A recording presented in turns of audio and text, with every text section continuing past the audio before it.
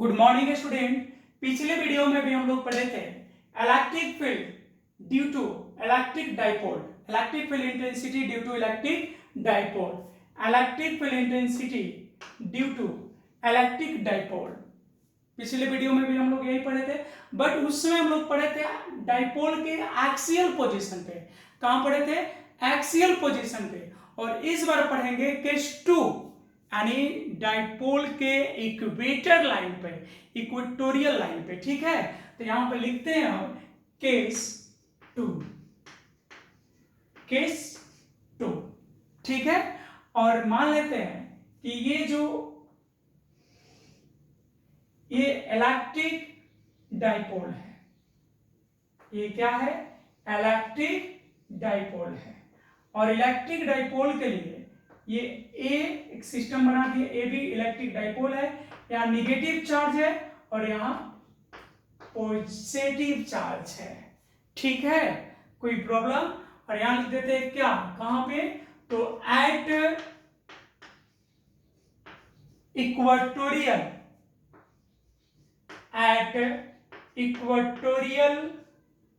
Position. कहां पे case 2 में पढ़ेंगे? At equatorial position. और आपको बता दे, इसको ब्रॉड साइड ऑन पोजीशन या इक्वेटर लाइन भी बोलते हैं। ठीक है, इक्वेटर लाइन भी बोलते हैं। और at broad side on, broad side on क्या लिखेंगे? Broad side on position. ठीक है, आइए कुछ भी पढ़ने से पहले फिगर को समझते हैं। ठीक है, ये भी इलेक्ट्रिक डाइपोल है, इसके मिडिल पॉइंट को हम O मान लेते हैं। और जैसा कि आप जानते हैं हाफ लेंथ को L लिखते हैं। तो इस लाइन को अगर हम पकड़ के बढ़ा दे आगे तो इसको हम लोग एक्सियल पोजीशन कहते हैं। और हमको चाहे इक्वेटर लाइन, तो वह इसके परपेंडिकुलर होगा। कैसे होगा? इसके परपेंडिकुलर होगा। ठीक है, और इस परपेंडिकुलर लाइन पे यहां से कितनी डिस्टेंस पे मान लेते हैं? r डिस्टेंस पे। कितने डिस्टेंस पे? स्मॉल r डिस्टेंस पे एक पॉइंट P है। और इसी पॉइंट P पर हमको रिजल्टेंट इलेक्ट्रिक फील्ड इंटेंसिटी चाहिए। और आपको पता है कि जिस पॉइंट पे इंटेंसिटी निकालनी होती है वहां पे पॉजिटिव चार्ज रखते हैं। कैसा चार्ज रखते हैं? पॉजिटिव। तो आइए फिगर देखते हैं, फिगर को ड्रॉ करते हैं। तो यहाँ पे बी पॉइंट पे कैसा चार्ज है? पॉजिटिव। और यहाँ भी पॉजिटिव है। तो पॉजिटिव पॉजिटिव में कैसा होगा? रिपल्सिव।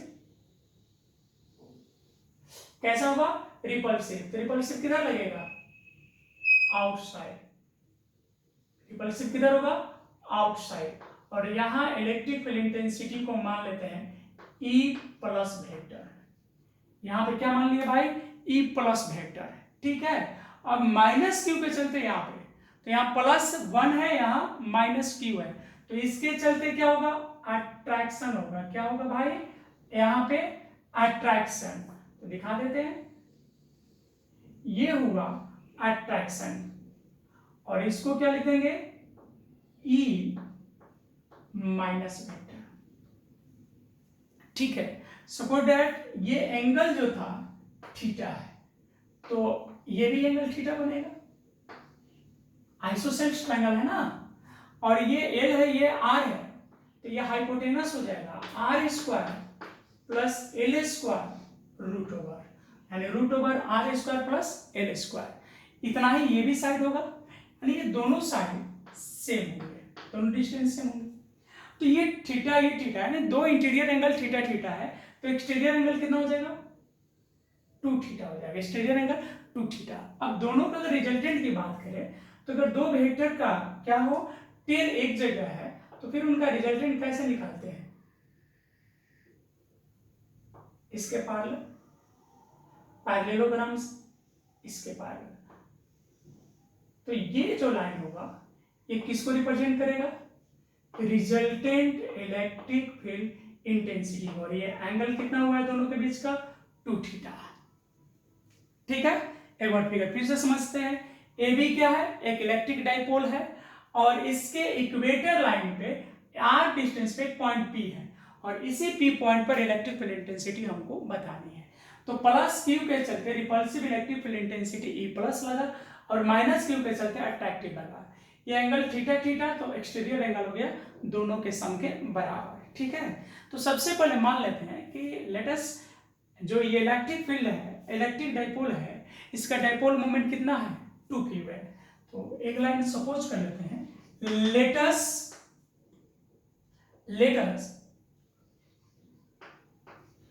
डाइपोल, चलिए थोड़ा सा और बढ़ा देते हैं, let us AB is an electric dipole whose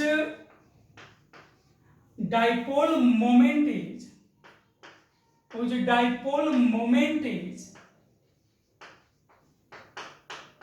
P is equal to 2ql और इसके डाइपोल मोमेंट को कितना मान लिए P is equal to 2ql और हमको P पॉइंट पे इंटेंसिटी चाहिए। तो एक बार पॉजिटिव के चलते और एक बार निगेटिव के चलते। तो नाउ पहले क्या निकाल रहे हैं, electric field intensity at point P, यानी P पॉइंट पर हमको चाहिए इलेक्ट्रिक फील्ड इंटेंसिटी किसकी वजह से, तो due two plus Q charge, यानी पॉजिटिव चार्ज की वजह से इलेक्ट्रिक फील्ड इंटेंसिटी चाहिए। तो पॉजिटिव चार्ज की वजह से क्या है E प्लस वेक्टर, और आपको पता है यहाँ पे K भी लिख सकते हैं, ऐसे उसी की तरह अगर करें तो 1/4 पाई एप्सिलॉन नॉट, ठीक है। और चाहिए Q, पॉजिटिव चार्ज की वजह से Q, और डिस्टेंस जो होगा वो BP होगा। तो BP को हम क्या मान सकते हैं, root over R square L square, और जब इसका स्क्वायर करेंगे तो रूट हट जाएगा, R square plus L square हो जाएगा।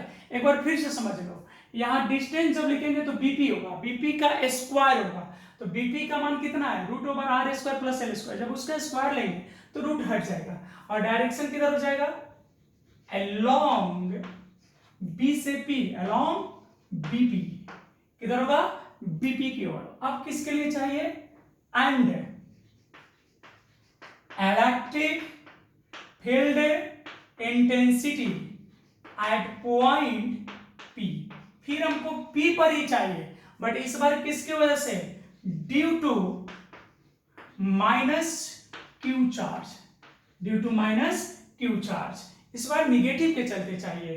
तो इसकी वजह से क्या मान ले, E माइनस वेक्टर मान लेते हैं और फिर सूत्र हो जाएगा 1/4 पाई एप्सिलॉन नॉट हो जाएगा, और यहां क्या लिखेंगे Q, और फिर PA या AP, तो इसका भी वैल्यू तो उतना ही होगा, तो फिर स्क्वायर करेंगे तो रूट हट जाएगा, R square plus L square, और इसका डायरेक्शन हो जाएगा अलोंग, देखो इसका डायरेक्शन P से A की ओर है तो along PA।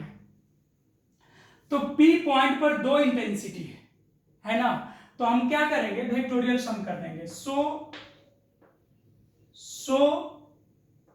Resultant electric field intensity, resultant electric field intensity, तो रिजल्टेंट कितना हो जाएगा E मान लेते हैं, तो E वेक्टर इक्वल टू हो जाएगा E plus vector plus E minus vector, ठीक है। और इस बार दोनों अगर वेक्टर की बात करें तो दोनों एक दूसरे का अपोजिट नहीं है, ठीक है, ना ही दोनों एक दूसरे के डायरेक्शन में है। यहां पर दोनों के बीच का एंगल जो है वह कितना है 2 थीटा एंगल है, दोनों के बीच में कितना एंगल है 2 थीटा है। तो देखते हैं आगे इसको सॉल्व करते हैं, यहां तक आपको उम्मीद करें कि समझ में आ रहा होगा, ठीक है, बारीकी से समझिएगा। चलिए फिर अब इसको आगे बढ़ाते हैं, चलिए देखते हैं आगे कैलकुलेशन को बढ़ाते हैं। तो जब E लेंगे, अगर मान लीजिए supported R vector equal to है A vector plus B vector, तो मॉड ऑफ R वेक्टर या R इक्वल टू होता था root over A square plus B square plus 2AB cos theta, तो हम यहां पे लिखेंगे root over root over E plus square अब plus E minus square plus plus 2 E plus into E minus cos theta की जगह लिखेंगे 2 theta, क्योंकि दोनों के बीच का एंगल कितना है 2 थीटा है ना। एक चीज यहाँ पे जो गौर करने वाली बात है, ई प्लस और ई माइनस को अलग अलग हम लोग नहीं लिखेंगे, क्योंकि यहाँ पे ई प्लस और ई माइनस का मतलब है मैग्नीट्यूड, और आपको पता है दोनों का मैग्नीट्यूड सेम था, वैल्यू था E=1/4 pi epsilon naught Q upon R square plus L square, दोनों का वैल्यू उतना ही था। आप गौर करके देख लीजिए, तो हम लिख सकते हैं here E plus I equal to E minus is equal to 1/4 pi epsilon naught और फिर था Q upon R square plus L square. इतना था ना भाई, बोलो इतना तो था। तो हम दोनों को एक ही लिख देते हैं, या तो दोनों को ई प्लस कर लेते हैं ना, तो दोनों को ई माइनस कर लेते हैं, तो हम दोनों को ई प्लस कर लेते हैं। अब ये सवाल मत कीजिएगा कि सर दोनों का ई माइनस कर लेते हैं तो क्या फर्क पड़ेगा, कोई फर्क नहीं पड़ेगा। आपको जो इच्छा हो ले सकते हो, आप ई प्लस भी ले सकते हो, ई माइनस भी ले सकते हो। तो हम ई प्लस लेके चल रहे हैं, ठीक है।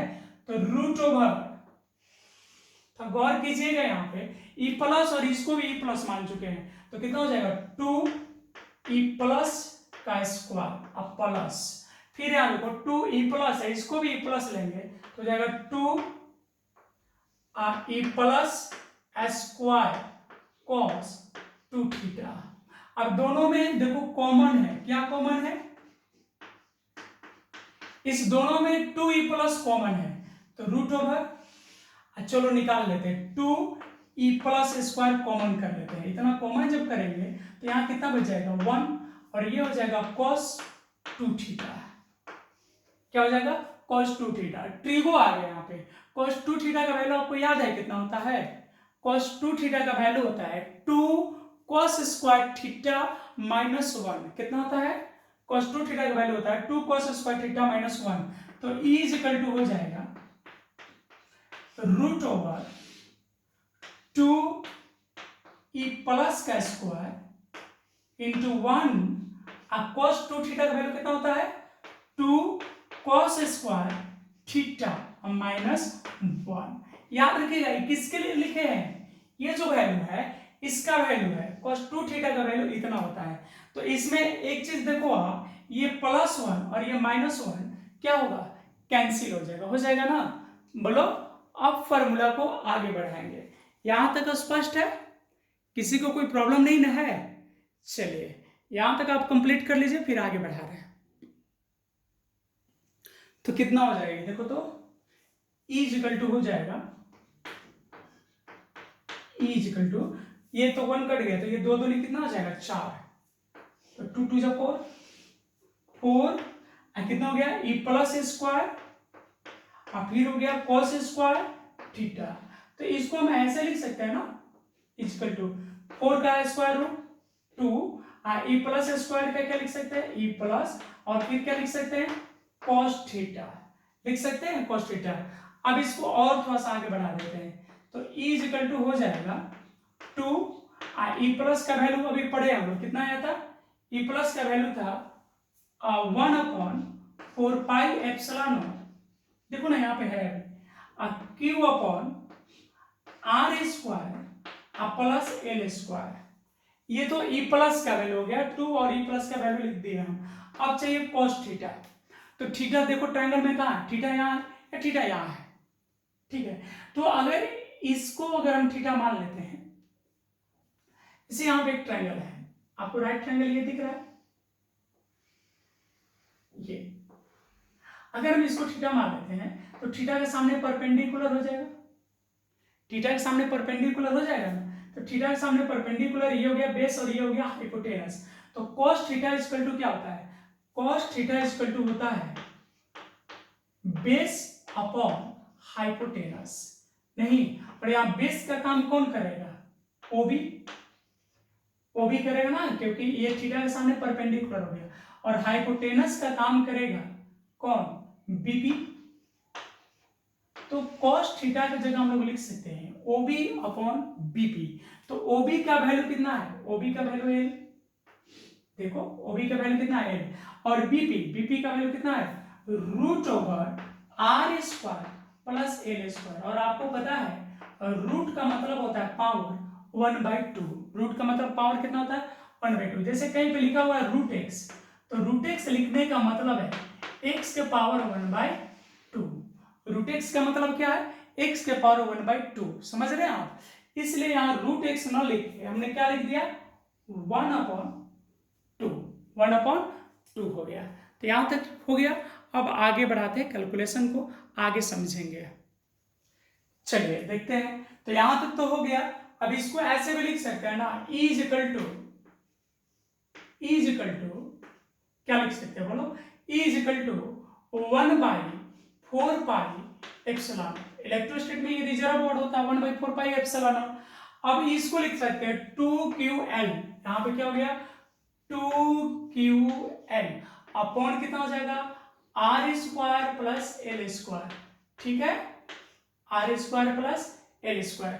और तो गौर कीजिएगा यहाँ पे अगर मान लो क्या लिखा हुआ है x इंटू एक्स के पावर 1/2, तो x के पावर 3/2 हो जाएगा, क्योंकि कुछ नहीं तो पावर को जोड़ेंगे। तो यहाँ अगर कुछ नहीं है तो यहाँ तो 1 है ना, ये पूरा का 1 है, यहाँ 1/2 है। तो अब हम लिख सकते हैं यहाँ पे पावर कितना हो जाएगा 3/2। तो इसी को हम लिख सकते हैं इसी को हम लोग लिख सकते हैं E इज इक्वल टू कितना लिख सकते हैं 1/4 पाई एप्सिलॉन नॉट। और इसको क्या लिख सकते हैं, ये डाइपोल मोमेंट था, P इक्वल टू 2Q लिखे थे ना, और R square plus L square के पावर 3/2। और ये हो गया मेरा स्टैंडर्ड फॉर्मूला। कब है, जब हमको ब्रॉड साइड ऑन या इक्वेटर लाइन पे, इलेक्ट्रिक डाइपोल के इक्वेटर लाइन पे इलेक्ट्रिक फील्ड इंटेंसिटी निकालना है, तो उसका ये स्टैंडर्ड फॉर्मूला हो गया। अब सपोज दैट अगर L बहुत छोटा होता और R अगर उसके कंपैरिजन में बहुत बड़ा होता, तो क्या होता, if R much much greater than L, अगर R का मान L से क्या हो बहुत बड़ा हो, तो हम लोग L को क्या कर देंगे neglect, then L is neglected, या यहां पर लिख सकते हैं n इक्वल टू 0, ठीक है। तो E इज इक्वल टू हो जाएगा 1/4 पाई एप्सिलॉन नॉट, अब P अपॉन ये खत्म हो जाएगा, तो ये स्क्वायर और ये अपॉन 2/2 कट जाएगा, तो यहाँ कितना हो जाएगा R के पावर Q, ठीक है। तो ये फॉर्मूला तब यूज होगा जब L का मान क्या हो बहुत छोटा हो। अब चूंकि वेक्टर है तो हमको क्या चाहिए, डायरेक्शन भी चाहिए। वेक्टर है तो इलेक्ट्रिक फील्ड इंटेंसिटी का डायरेक्शन चाहिए ना भाई। तो आप जानते हो यहाँ पे होगा -q से +q की ओर डाइपोल मूवमेंट, ठीक है। तो ये डाइपोल मूवमेंट के क्या हो गया अपोजिट, तो लिख दे अपोजिट ऑफ p वेक्टर, यानी डाइपोल मूवमेंट के अपोजिट। या इसी को आप लिख सकते हो, और इसी को आप लिख सकते हो किधर +q से -q की ओर। तो from +q charge to -q charge, +q से -q चार्ज की ओर होगा, ठीक है। तो ये सेकेंड कंडीशन भी हो गया आपका, ठीक है। और अब एक केस 3 बच गया, और इन दोनों के बीच रिलेशन हो गया, तो उसको हम लोग अगले वीडियो में देखेंगे। और हाँ, आप चाहते हैं कि बोर्ड की थ्योरी यानी 12th बोर्ड की थ्योरी आप मिस ना करें, तो प्लीज जल्दी से चैनल को सब्सक्राइब कर लीजिए, ठीक है। इसको बनाने में बहुत मेहनत होता है और ये आप ही के लिए बनाते हैं। तो आप अगर चाहते हैं कि आपको हर वीडियो का नोटिफिकेशन मिलता रहे और आप बोर्ड के स्टूडेंट हैं, तो सबसे पहले चैनल को सब्सक्राइब कर लीजिए, फिर हम टॉपिक वाइज आपको बताते चलेंगे और एक एक टॉपिक पे चर्चा करेंगे। फिलहाल इस वीडियो में इतना ही, मिलते हैं आपसे नेक्स्ट वीडियो में नेक्स्ट टॉपिक पर। धन्यवाद।